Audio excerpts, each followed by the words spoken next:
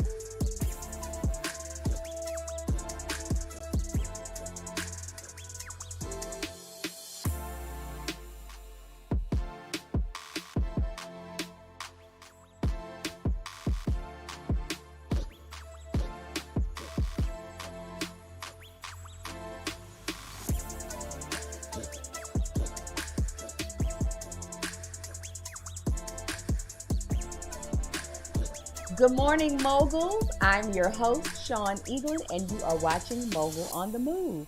First, I want to say prayers up for those who were affected during the winter storm and who are still dealing with issues, whether it be plumbing issues, financial issues, displaced. So prayers to everyone who was affected in the winter storm and still struggling with that. So today, I must say this guest is a true example of beautiful inside and out. Aww. Because she is the sweetest person, the best personality, I have to say that. And so definitely you're in your correct industry. Please help me introduce Ms. Latoya Hurley. I am so happy to be here. Yes, thank you for coming. Absolutely. And happy International Women's Month. Same to you. It just was, it was like it was right on point for me to be here. Yes, so this is exciting. Yes. Thanks. So I must say,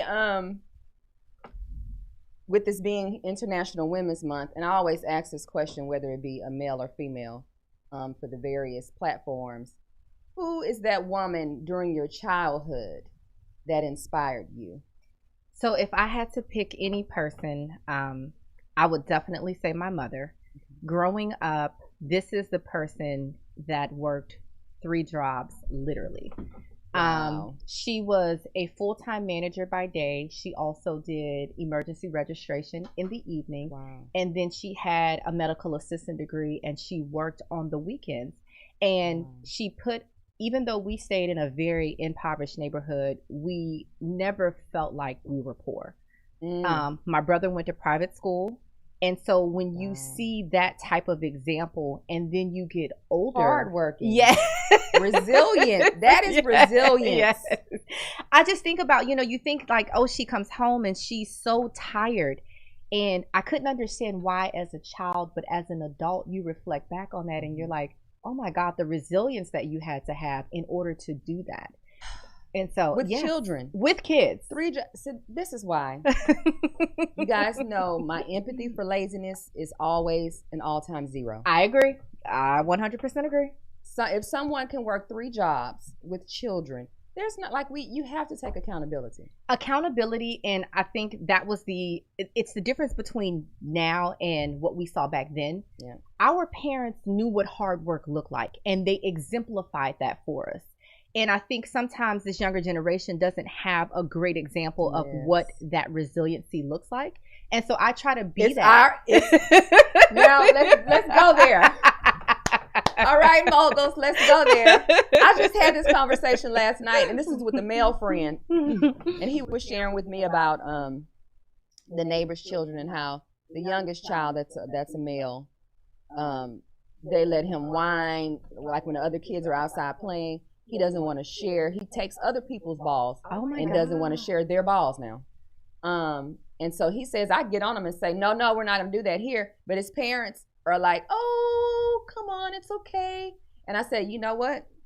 This child is going to be, Hellraiser, in school And they're going to blame the teacher for the child not being disciplined. Absolutely. And you're sending your child to school to learn, not to be like, we have to, like, we're spoiling these kids, and we're wondering why they have no sense of accountability. We coddle them. So think about when we were growing up, like, and I tell people, I say, when I was in elementary school, and this was when my parents were still together. So at some point my parents got divorced, and that's when my mom worked these 3 jobs. Yeah.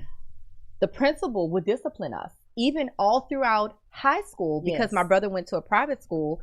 He got paddled. Yes. And that was a part of, you knew if you did something wrung, you were going to get paddled. And so there was, accountability. Ooh, that thing is real. Please bring back corporal punishment.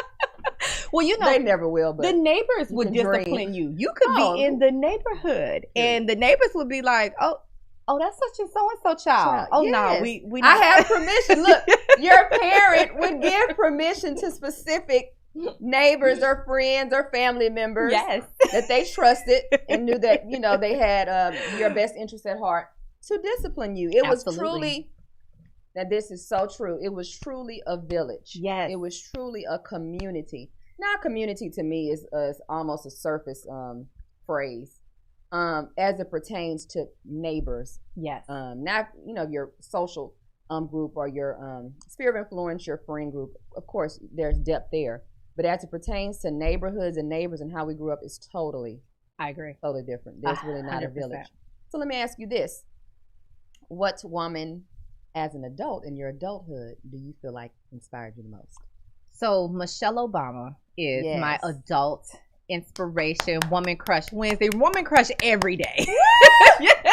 Yes. She is the epitome of grace and Black excellence. And just when you talk about, because I hear people use some terminology like, oh, sexy and X, Y, and Z. And she's all of the above. And she's fully clothed. And she is everything that can have a little shoulder here and there, which I love. I love it. Yeah, give us a little sneak peek. Just a little sneak peek. And I think it's okay to show. Let me do that just to give an ode to Michelle. Our engineer is really having a good time, guys, if you can see his face.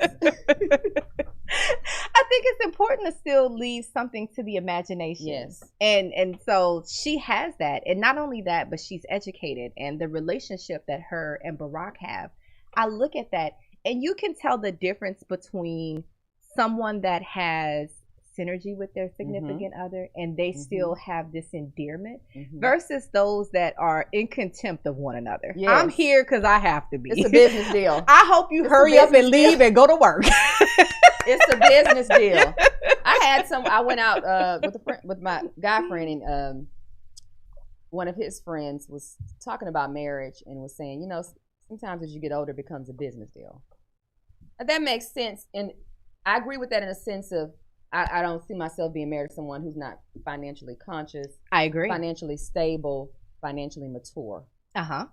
But I'm not going to stay in a marriage when there's no love and it's only a business deal and we're not enjoying each other's company. Now, you're going to have bumps along the road, Absolutely. Right? That's just a part of life, right? But still you could tell they're still friends. Yes. Now, you actually attended the book tour in Dallas like I did. So we were there. Isn't that funny? Yes, it is. Oh, it's a small world. I know, right? So what I enjoyed most about her was that she definitely believes in pouring into women. Yes. And she definitely is who she is. Like, I'm going to speak my mind.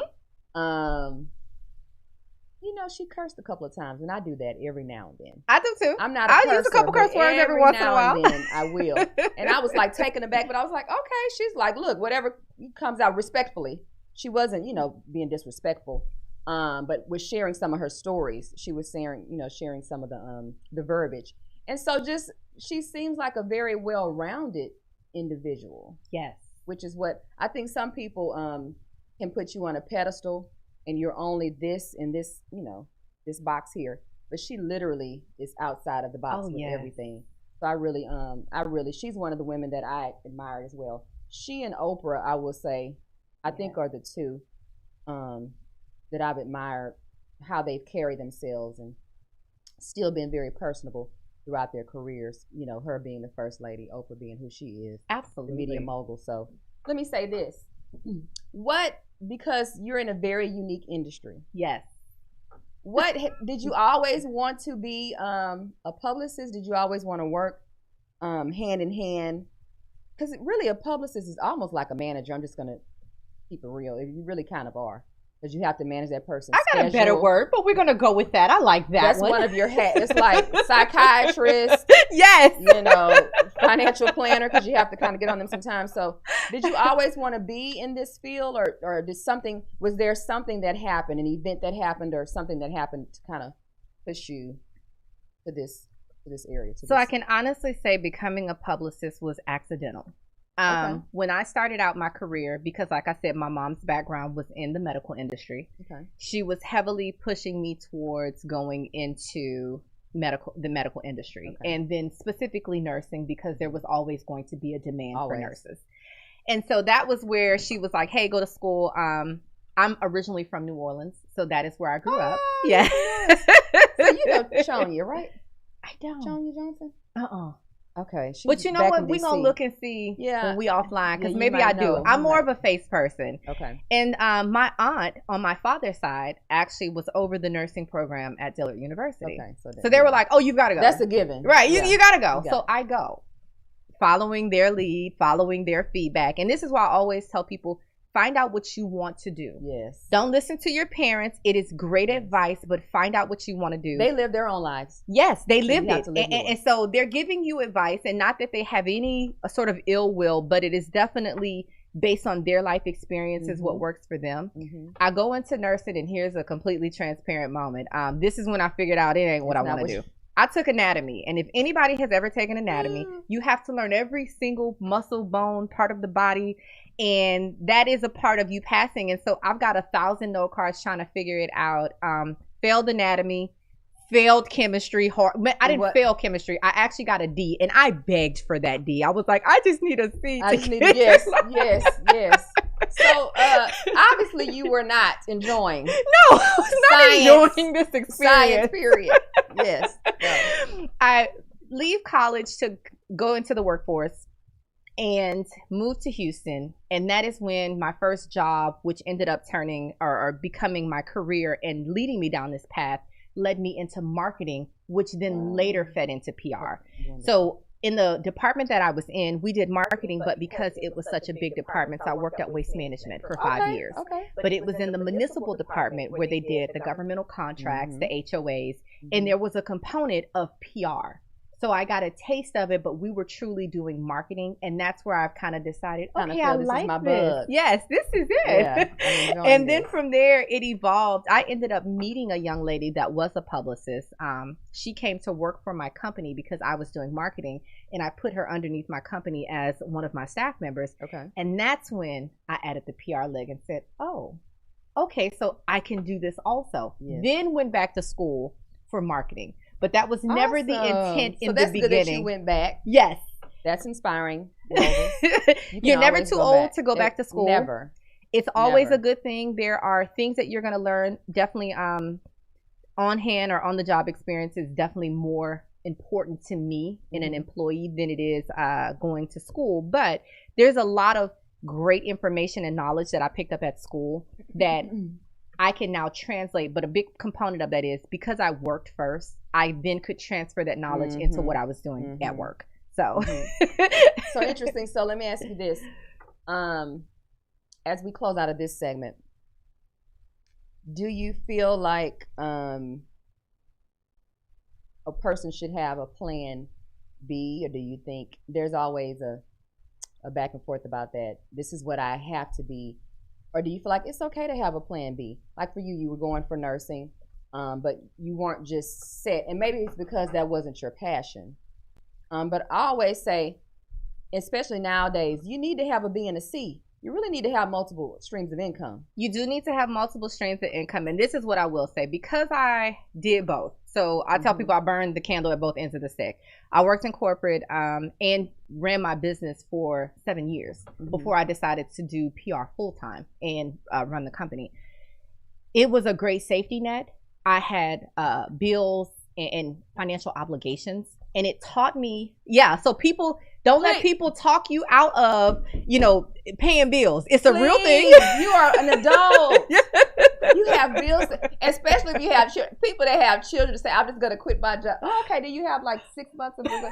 Well, no, I'm just going to trust in God. No, God gives us wisdom. Even with 6 months of reserve, and that's what my financial advisor told me, it was still tough. Like I tell people, I said, there's things that I can tell you about running a business that I didn't run into until I actually did it full time. Ran the business. Yeah, until I was full time in the business. But I tell people, do what works for you. Don't follow the concept of, I have to, jump off the cliff and quit my job. It is good. So I will say this. The one thing that I have learned is I have more time to focus on cultivating the business, clients, and do more of the things that I need to develop the business versus when I was in corporate. But corporate served as a great tool for me. I learned customer service. Exactly. I learned the importance because I also saw it from sitting at someone else's business, how it impacts the bottom line. And learning from an example that is productive. Yes. That is a success. Yes. Okay, guys, so we're going to close out this segment and come back. And we're going to just celebrate a few women. And I guess we can start off with our 46th Vice President of the United States of America. Okay. I'm excited. What a year. It's been a hard year, but it's also been a joyous year because we're seeing her story. Yes. Her story. Yes. History. Yes, we are. We'll be right back in just a few, guys.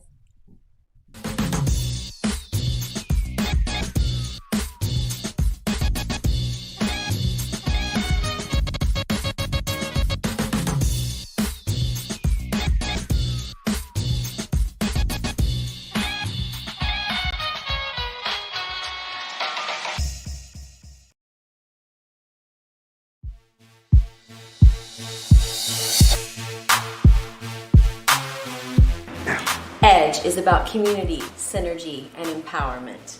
The responsibility be on this? Should we have had a national plan, or should that the government needs to get out of the way and let people figure it out? What do you do for your face? So I do have a skincare line called Infinity Skincare. And welcome back to How You Living on Edge Radio Live. So to Jennifer, I'm just saying live and I'm out. Peace. Can't say we not working, okay? You cannot say we not working. Say that we are. No, they're just ready to get back out there and start sexing up other people. Yeah. That we weren't interested in any silver medals. If they wanted to give us the gold medal that we earned. 各位亲爱的观众，我是富卡，今天又到了我们 It's a hotel kind of vibe. Well, I mean, I'm sure he's like, I don't want to hear you complaining about the cheap Sensation cocktail. This is our first mixed cocktail. We have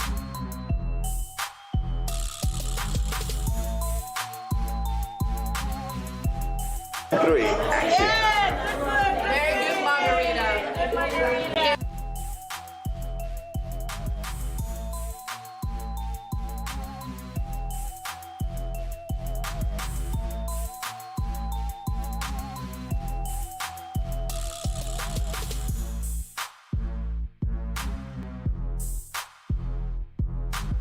Folks, as always, this is like a box of chocolates. You don't know what you're going to get, right?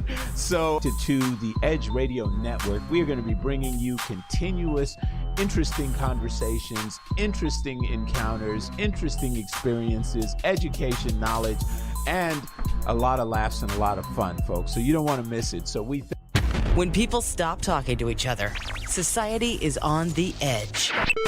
Let's bring them back. Edge Radio, because truth still matters.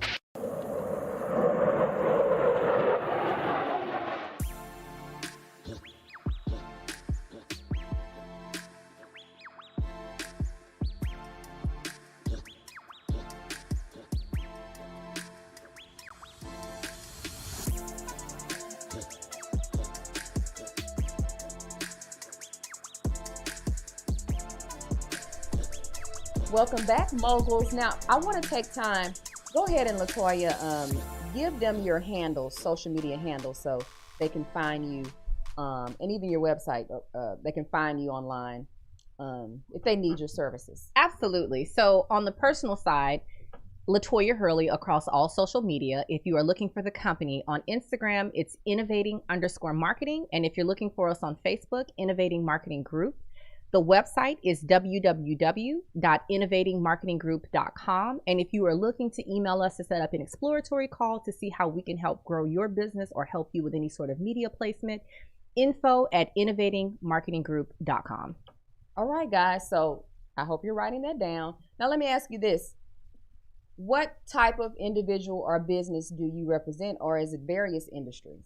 So we represent a full spectrum of individuals. It's very diverse. We have everybody from real estate, financial advisors, to nonprofits. But if I had to put those into a category, I would say we represent small to mid-sized business owners. We do also have some high-profile individuals, and that would be the second tier, where it comes down to whether it be celebrities or individuals that are in the public eye that require somebody to manage their public image. Okay, so guys, if you have a small to mid business, you definitely want to reach out, because she has a plethora of experience, even in the corporate world. And we're going to get back to that on the next segment. But since it is International Women's Month, yes, let's highlight a few women. So we can start off with our vice president, our madam vice president. Vice President Harris. What was that experience like, watching the first female and the first female African American woman, and Asian, because she is African American and South Asian descent, be sworn in? What feelings came up when you were watching that? As a fellow woman, as a fellow African American, moments like this are so pivotal for us, because it lets us know, one, that we are making progress. And sometimes you look at where we were at over the course of the last 4 years, and when you look at it, it's discouraging. But then you see this type of event and it says, wow, look at how far we're coming. That is what Obama represented. That is what she represented to us. Progress. And I feel like, just like in the words of Martin Luther King, we are headed to the promised land. When we have an African American woman that is vice president, we have now had an African American man that was president, and they are doing it with grace and elegance. And in the same generation. Yes. This is the same generation that they both. Yes. I mean, when I say great strides, just to think, I'm going to say 20 years ago. You don't even have to go back 50 years. You could say 20 years ago. Would have never dreamt. My grandfather was still living at that time. And he was like, I just don't think they're going to let him be president. I just don't think they're going to. Exactly. Like that generation that was born in the early 1900s, they just, the early 20th century, they just never thought it would ever happen. Agreed. And now we have double dipped. We have. Yes. I mean, it's just, it really is, I have to say, I felt the same way with Obama. It was like a surreal experience. Like, is this really happening? I felt the same way with Harris. Like, it was I think they restore hope for us. It's like, wow, we still have integrity in this nation. There is still, like you said, hope left. We still have the opportunity to come together. Absolutely. And to be a great nation. Not make America great again, because I don't know when it's ever been great. I agree. You won't get a complaint out of me. My Republican viewers, when have we ever been great? Well, you know what's interesting? I did a podcast in which we discussed that. And so the whole concept and notion that we're going to make it great again, like you said, implies that we started out great. And so we're restoring it to some shape, form, or fashion that it was previously. And that's not the case.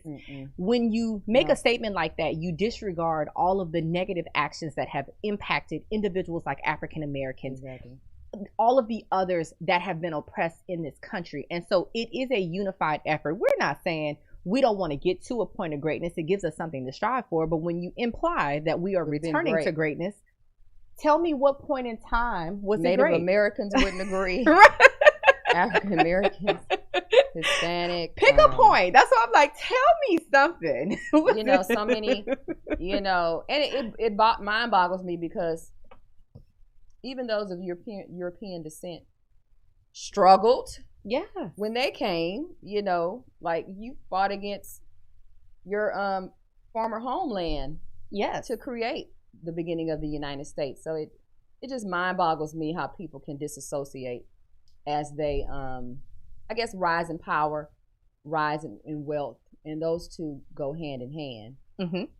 Because to me, now this is just me. I like to have optimism and I like to be real. I'm a bit of both too. You will always have separation of class. Absolutely. It's just not going.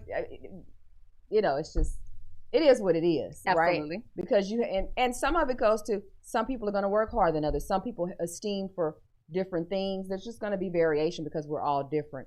But I do agree that we can at least strive to be respectful, more respectful to one another, you know, to have more empathy for lower class, you know, to lower middle, just to want to ensure that all citizens at least have a fair chance. Now, we all won't take it, but actually, you know what? I want to speak on that. So let me actually, so it's interesting that you say that. Growing up, we grew up very much so in an underserved, what I like to call, community.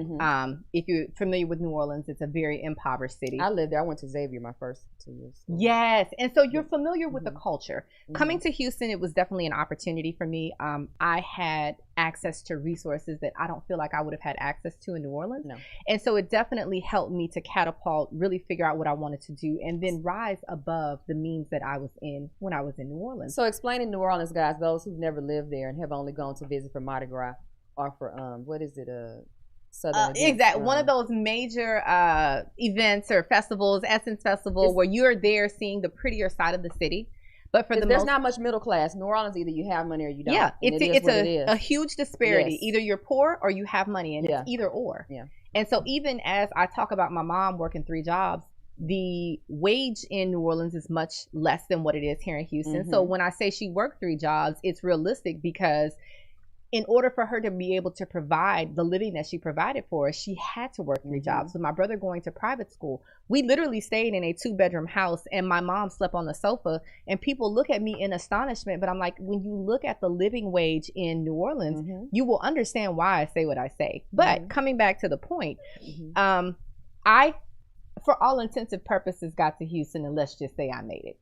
I don't live rich, but I'm not poor. There's truly different tiers and classes here in Houston. So I moved to a nice community. I can provide my kids with a decent living. Exactly. And so when I got to corporate and I was working in oil and gas, the same concept of what you said, I felt like, hey, a lot of people need to work harder. They need to strive. They need to do X, Y, and Z. Well, in the wake of COVID and also the George Floyd murder, because we're not going to call it anything other than that. Exactly. I came to the realization then, and there were events that took place prior to that. Trayvon Martin, we stayed in a gated community when I first moved out to my community where I'm living at. And it became real that could have been my son. Because we stayed in a gated community. I don't understand exactly the bylaws to the science. And so the things that they were talking about, the technicalities of that, that could have very well been my son. One of my neighbors, I work a lot, so they don't know me. And so there's a realism about that. That kind of leveled the playing field to say, it doesn't matter how far we rise, that this can still be you. So it's important that you reach back, because they will show you when you get too far ahead. Exactly who you are and what your position is. And this is why now more so than ever, it's more important to me to reach back and help others that were in the city that I'm from, that are in different positions. Because I mean, if I really broke it down, I was a teenage mom with 2 kids. Both of my kids I had before the age of 19, and I did happen to overcome. Now, it does take a certain matter of working hard. Listen, Superwoman, Black Girl Magic, Superwoman, all of the above. Shiro. But no excuses. No, but God is it. And that's why I said, like, we have to, and this is why God, for me, God and hard work. Yes, God and hard work, very much so. Because God is not going to stop asking God to bless you. Faith without work is dead. Extraordinarily, and you sitting at home doing nothing. Faith without work is on dead. Social media all day. Yeah, I 100% agree. Girl, I cannot. Now let's speak on that, because my soul cringes when I go back and think about when I entered the real estate industry, came from corporate, same thing, raised, we came from a generation where we were taught, you go to college and that's it. Absolutely. Anything other than that, and there are degrees for real estate, but it just wasn't thought as something that, and I will say this, maybe an African-American woman can succeed and be very successful. That was just like a one-off, right? Mm-hmm. So when you're raised in a traditionally structured, and literally everybody, all the women in my family, I'm the only one I think that doesn't have a second degree. Even my younger sister has a master's. But so that's what we were taught: go to school and do that, right? And so when I entered, I'm like, okay, take the leap of faith. I've always loved architecture. Growing up in Beaumont before I moved to Houston, you would go and see all the, down Magnolia Street, all the beautiful plantation homes. But the architecture and the columns and stuff were just so attractive to me, right? Absolutely. Even going downtown Beaumont, not it's small, but just seeing what we thought was skyscrapers, but they really aren't. Just architecture, and I've always been a people's person, right? So I feel like this would be the perfect career, right? And so I thought, I'm going to go and I'm going to approach these women that I esteem, and they're going to give me knowledge, and they're going to tell me what to look out for, or what I should focus on. And when I tell you the two women that I approached, like, I'm just so excited. Thank you for meeting with me. Did not want to share. Yeah. Like, all I'm asking for is advice and opinion. I'm not asking for you to give me leads. Right. You can't even share, and you're an African American woman, and you can't share advice and opinion. I agree. So the next segment, we're going to talk about hello, just professionalism, truly being what you reflect. Absolutely. Because people will start seeing through the facade. Absolutely. I 100% agree. Yes. So sharing and knowing that we're in Houston, Texas. So trust me, there is enough business for us all. For all of us to eat. Yes. Let's delve into this. This is a really, really interesting conversation cocktail, we must say, for today, guys. So we'll be right back in just a few.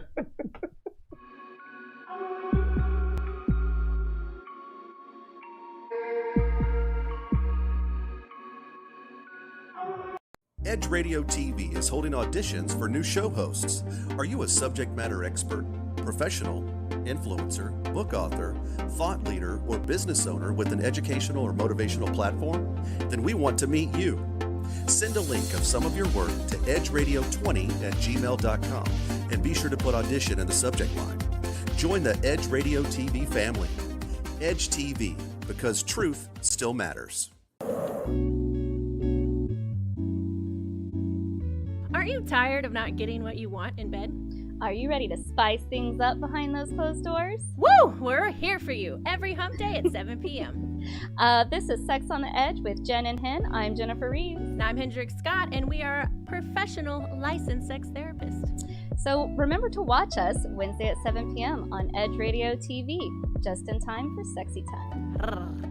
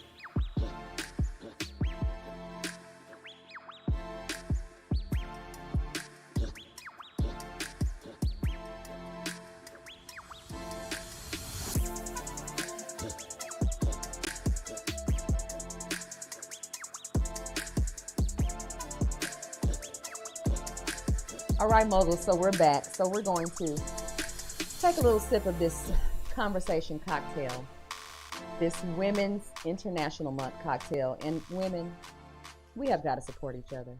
Listen, if someone's coming to you just for advice and opinion, not to get some of your business, they're going to create their own.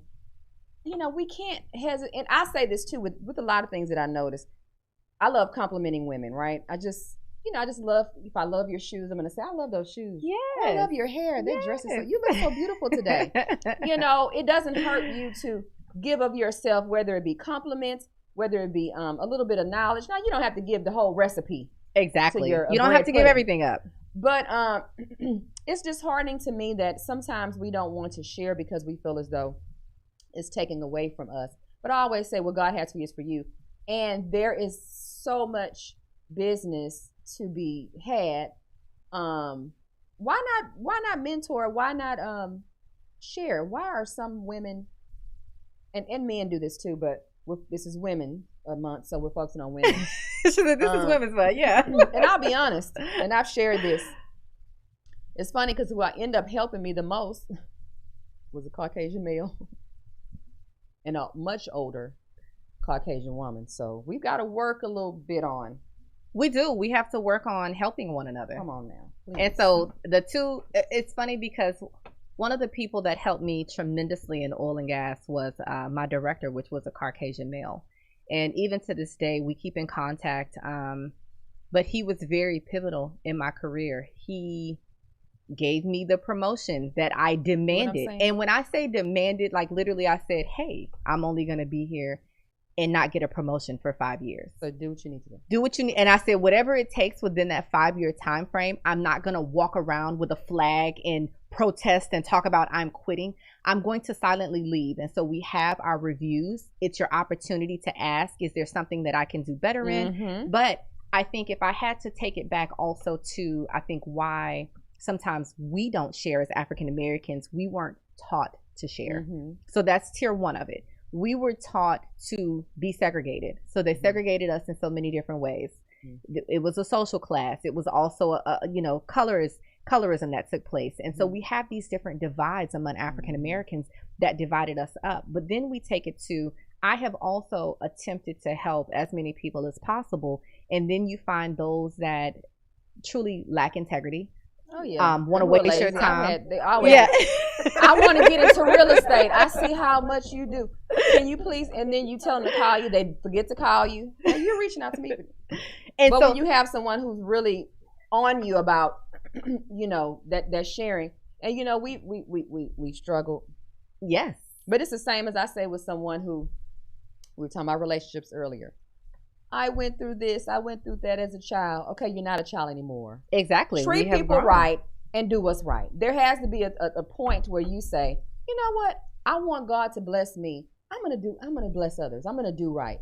When you you just start have to take giving accountability. When you start giving, you will see God open up the floodgates of what he has in store for you. And when you stop getting caught up in this person didn't reciprocate, or I need to see a return on investment. I tell people, set parameters. Even with things that I do from the kindness of my heart and for free, I put a limit on it. Exactly. Even, I donate time to nonprofits, but I only donate 4 hours a month and say that's going to be my cutoff. And so make this worth your time, because also I still have to be able to live. Exactly. And so people you have children. Yeah. You have to take care of your children as well. Pick a boundary. And so that keeps me from getting discouraged in God's fight to where he's trying to take me, because if you give all of your energy away, you can't fight the fight that he wants you to fight, because you're so exhausted trying to help people that God never intended for you to help. Let me take a sip of that cocktail. That's a little wisdom mixed with some realness. And we've all experienced. You ever help somebody and you look up?